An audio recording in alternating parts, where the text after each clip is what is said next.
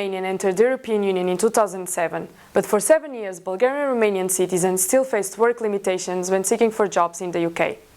1st January 2014, the UK government lifted these last restrictions, and Bulgarian Romanians are now entitled to claim the same benefits and NHS care as any other European Union citizen in the UK.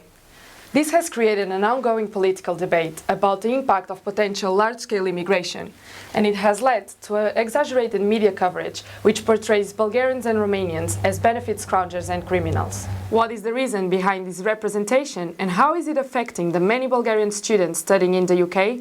This is what WikiLeaks is going to uncover this week. We spoke with 2 Bulgarian students and a recently graduated Bulgarian who is now working in a multinational bank in the UK. But what is actually their experience as Bulgarian citizens living in the UK? I've lived in the UK since 2000, so I've been a long time in the UK. I've been through all the stages of education. I've been doing GCSEs, I've been doing A-levels, and now I'm at Cardiff University doing computer science.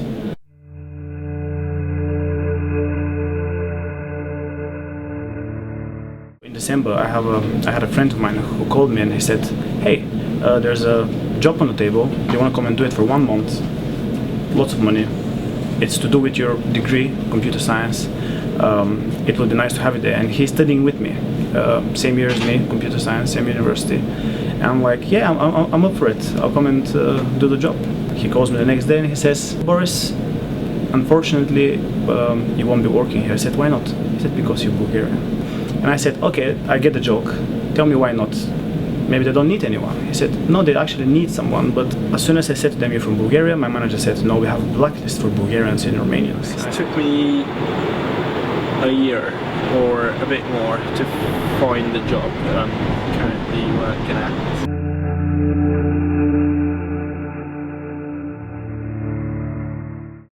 It's one of the big banks they work for, so it's not meant to be easy. I don't think it's got anything to do with where I come from, but again, that's 2 years ago now. My name is Julia Kusharevska and I'm a second-year journalism student here at the University of the West of England in Bristol. I work on quite a few projects that are connected with NGOs that try to improve the situation in Bulgaria at the moment.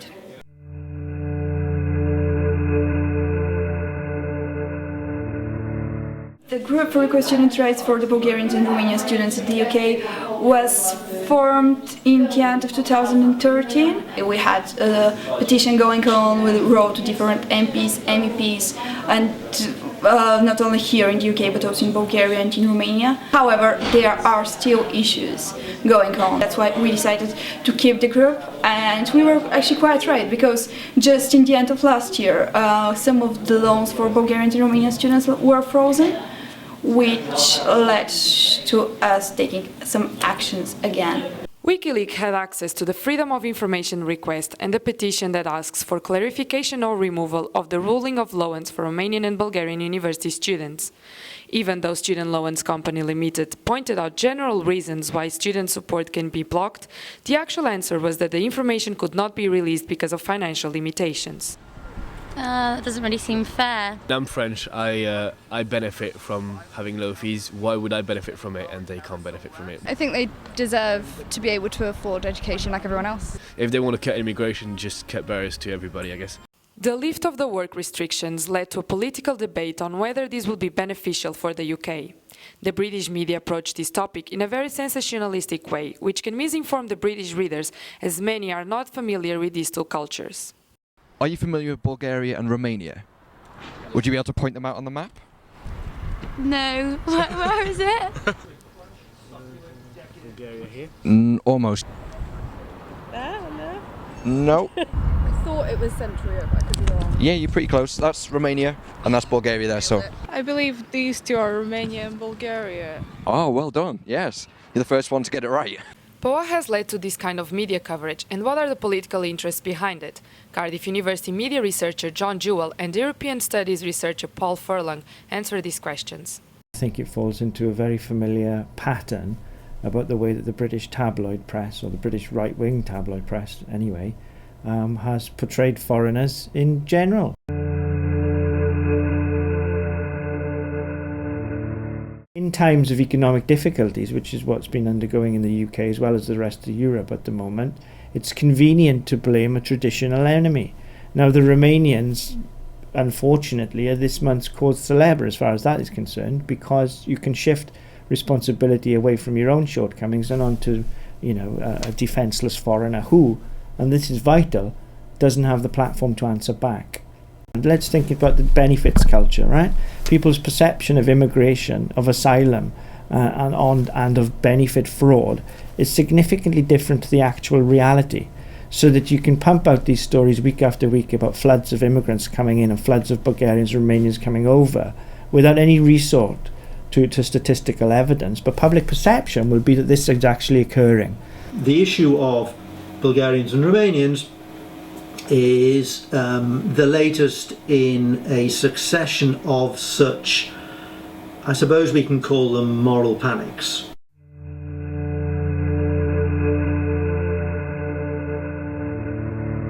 As far as I'm aware, this debate is going on in other Western European countries as significantly as it's going on in the UK. That's not so much, it seems to me, about the way in which political parties respond, but the way in which the media respond. And the way in which the media respond in the UK is a whole different story. The media in the UK are much more aggressive and much less constrained in the way in which they report any story they feel like. No one came in January 2014. I mean, I know a lot of friends of mine who are from Bulgaria, and they're saying, "Oh, are there any jobs in UK? Can we come and work there?" And I know from experience from people in Bulgaria, they're asking me, "Can we find a job there?" They're not asking me, "Can we claim benefits in UK?" This issue is very much linked to the debate about the United Kingdom's membership in the European Union and to the upcoming European Union elections. The United Kingdom of Britain is an island race. This is really, really important in terms of the way we see ourselves as opposition to Europe. We're apart from Europe. We have a different language. We have more in common with the United States than we do with Europe culturally. And there has been a significant effort on behalf of the tabloid press over the last 20 years to portray those in the European Union as hell-bent on destroying the values and traditions of Britain. And it takes every opportunity to remind us that this is the primary function of the EU. It isn't, of course it's not. So that the relaxation of these laws and the influx of Romanians and Bulgarians, which never happened, is part of that agenda. It's an anti-European agenda. But I think it will have an effect on European elections, and I wouldn't be surprised to see UKIP's level of discourse really starting to ramp up a bit in the last month or so before the elections. They will start talking about it a lot more. We can expect a lot more of the UKIP standard line, which is floods of immigrants coming in. This kind of discourse not only affects Bulgarian students living in the UK, as it also compromises the worldwide known multiculturalism in British higher education. The government wants UK universities to recruit students from elsewhere in the EU. It's happy for them to do that, and that's the policy of the Department for Business, Innovation, Skills and Universities. In the Home Office, they're making life very difficult for students to get in. This sort of coverage, I use this phrase a lot, does not exist in a vacuum. You know, young students back in Bulgaria and Romania will read about these stories. They will hear about the fabrication that's gone on in inventing these stories, and maybe they'll be put off. I sincerely hope that they aren't, because you can enrich your life coming to a university, and hopefully they choose to come to Cardiff. So I can't say there. What I can say is, though, that every student, almost without exception, who comes from abroad enriches the educational environment into which they come. This was all for this episode of WikiLeaks. If you have a good story, share it with us on Twitter, #WikiLeaks, and it can be the topic of next WikiLeaks investigation.